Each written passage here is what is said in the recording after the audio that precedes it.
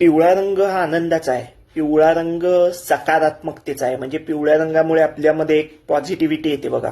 पिवळा रंग आपल्याला दिसला आजूबाजूला की आपलं मन आनंदित होतं. पिवळा रंग हा ज्ञानाचा प्रतीक आहे. ज्योतिषशास्त्रामध्ये जो महत्वाचा ग्रह आहे गुरु, त्या गुरुचा रंग सुद्धा पिवळा आहे. त्याच्यामुळे आजच्या दिवशी देवीला पिवळ्या रंगाचा नैवेद्य, पिवळी फुलं, पिवळी फळं, पिवळं वस्त्र, हे सगळं काही अर्पण केलं की देवीची विशेष कृपा आपल्यावर होते असा एक समज आहे.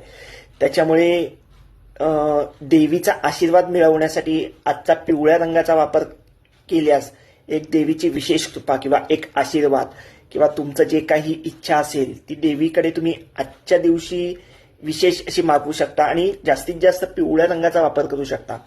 आजची जी चौथी माळ आहे, देवीचं चौथं रूप आहे, त्याचं नाव आहे कुष्मांडा. आपलं जे स्मितहास्य आहे, या स्मितहास्यामुळे ब्रह्मांड निर्माण केलंय तिने आणि या ब्रह्मांड निर्माण केल्यामुळे तिला कुष्मांडा असं नाव पडलं आहे. आता देवीचे जे हात आहेत त्याच्यात बऱ्याच अशा गोष्टी आहेत, बऱ्याच वस्तू आहेत.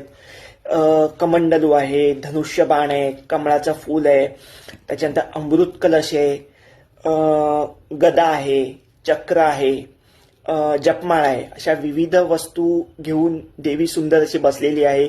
विलोभनीय असं कुष्मांडा देवीचं आजचं रूप बघायला मिळतं पिवळ्या रंगामध्ये.